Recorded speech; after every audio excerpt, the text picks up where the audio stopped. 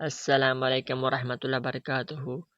طواف بیت اللہ یا عمرہ کا پہلا کام ہے۔ احرام باندھنے کے بعد مسلسل تلبیہ پڑھتے ہوئے جب مکہ مکرمہ میں داخل ہو تو پہلے اپنے سامان کو اپنے قیام میں محفوظ کیجیے اور پھر مسجد میں کسی دروازے سے اگر معلوم ہو سکے تو باب علیہ السلام سے دائیں پاؤں اندر رکھتے ہوئے یہ دعا پڑھیں: اللہم افتح لی ابواب رحمتک، اور تلبیہ پڑھتے ہوئے مسجد میں داخل ہو اور جو نہیں بیت اللہ شریف پر نظر پڑے 3 بار اللہ اکبر لا الہ الا اللہ واللہ اکبر وللہ الحمد، اور یقین قبولیت کے ساتھ دل سے دنیا و آخرت کی فلاح کے لیے دعا مانگیں، کیونکہ یہ وقت قبولیت دعا کا ہے۔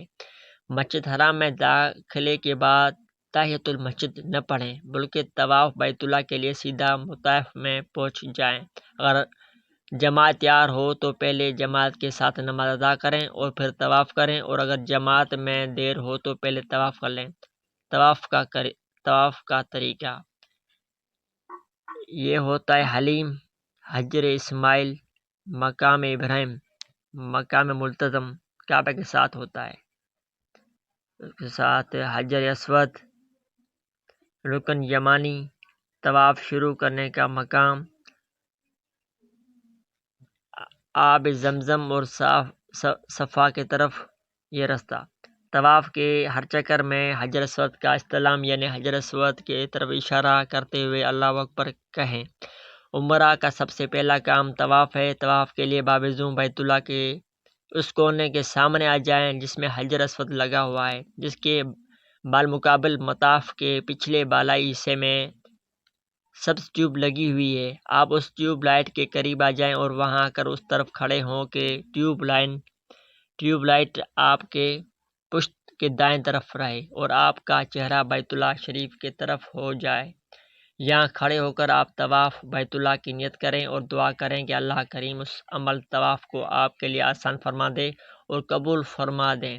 نیت طواف کرنے کے بعد اب اپنا دایاں کندھا کھول دیں اور احرام کی چادر دائیں بغل کے نیچے سے نکال کر بائیں کندھے پر ڈالیں، اسے استوا کہتے ہیں۔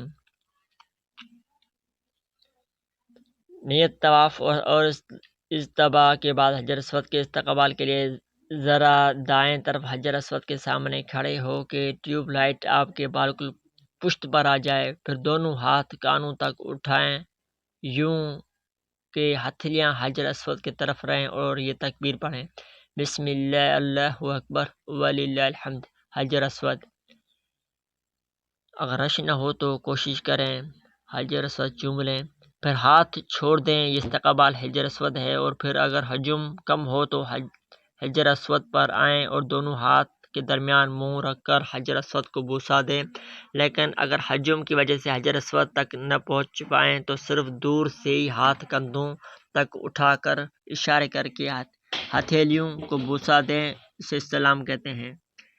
اس کے بعد کعبہ شریف کے دروازے کی طرف اس طرف بڑھیں کہ کعبۃ اللہ شریف آپ کے بائیں طرف ہو۔ کعبہ شریف کے دروازے سے آگے بڑھ کر حتیم خانہ کعبہ کا وہ حصہ جس پر چھت نہیں کو طواف میں شامل کرتے ہوئے کعبہ شریف کی دوسری طرف سے گزر کر رکن یمانی، خانہ کعبہ کا وہ کونا جس کے بعد حجر اسود کا کونا ہے، پہنچیں۔ اگر ممکن ہو اور اس پر خوشبو نہ لگی ہو تو ہاتھ لگائیں لیکن بوسا نہ دیں اور نہ استلام کریں، اور وہاں سے درج ذیل دعا مسنون پڑھتے ہوئے حجر اسود پر آ جائیں: ربنا آتنا فی الدنیا حسنۃ وفی الآخرۃ حسنۃ وقنا عذاب النار وادخلنا الجنۃ مع الابرار یا عزیز یا غفار یا رب العالمین۔ حجر اسود پر آ کر پھر حجر اسود کا استلام کریں۔ استلام کے بعد ہر دفعہ یہ تکبیر پڑھیں: بسم اللہ اللہ اکبر وللہ الحمد۔ یہ طواف کا پہلا چکر مکمل ہو گیا۔ یوں بیت اللہ شریف کے 7 چکر لگانے ہوتے ہیں۔ پہلے 3 چکروں میں مرد رمل کریں گے، خواتین رمل نہیں کریں گی۔ رمل کا مطلب یہ ہے کہ پہلوانوں کی طرح سینہ نکال کر مونڈے ہلاتے ہوئے آکڑ کر چلیں۔ خواتین طواف کے یہ 7 چکر اپنے معمول کے لباس میں ہی بغیر رمل کے کریں گی۔ طواف کے 7 چکر پورا کرنے کے بعد مرد کندھے ڈھانپ لیں اور ملتزم شریف کے سامنے آ کر نہایت الحابزاری سے اللہ کی حضور جتنی بھی دعائیں ممکن ہو مانگیں، کیونکہ یہ دعا کی مقبولیت کا مقام ہے۔ اور پھر مقام ابراہیم کے قریب اگر جگہ ملے اور نہ مسجد حرام میں، جہاں بھی جگہ ملے 2 رکعت واجب طواف ادا کریں۔ پہلی رکعت میں سورۃ الفاتحہ اور سورہ کافرون، اور دوسری رکعت میں سورہ قل هو اللہ احد پڑھیں، اور پھر مقام زمزم پر جا کر قبلہ رخ کھڑے ہو کر بسم اللہ پڑھ کر آب زمزم 3 سانس میں پئیں۔ آب زمزم کھڑے ہو کر پینا سنت ہے، اور اگر یاد ہو تو آب زمزم پیتے وقت یہ دعا پڑھیں: اللہم انی اسألک علما نافعا ورزقا واسعا وشفاء من کل داء۔ اے اللہ، میں تجھ سے علم نافع، کشادہ رزق اور ہر مرض سے شفا کا سوال کرتا ہوں۔ صفا مروہ کی سعی یہ عمرہ کا دوسرا کام ہے۔ آب زمزم پی کر پھر حجر اسود کا استلام کریں۔ یہ حجر اسود کانواں استلام ہوا۔ اس کے بعد ان الصفا والمروہ من شعائر اللہ پڑھتے ہوئے صفا پہاڑی کی طرف اتنا چڑھیں کہ وہاں سے بیت اللہ شریف نظر آئے۔ وہاں کھڑے ہو کر 3 بار اللہ اکبر اور پھر لا الہ الا اللہ وحدہ لا شریک لہ لہ الملک ولہ الحمد وہو علی کل شیء قدیر کہیں، اور جتنی بھی دعائیں ممکن ہیں مانگیں۔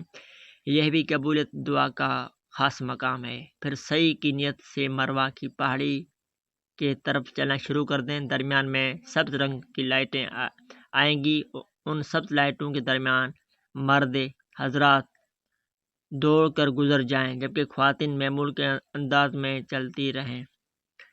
رب اغفر وارحم وانت العزیز الاکرم، اے اللہ معاف فرما اور رحم فرما، تو بڑی عزت والا ہے، پڑھتے رہیں۔ دوسری سبز لائٹ پر پہنچ کر دوڑنا موقوف کر دیں اور عام رفتار پر چلنے لگیں، یہاں تک کہ مرد پہنچ جائیں۔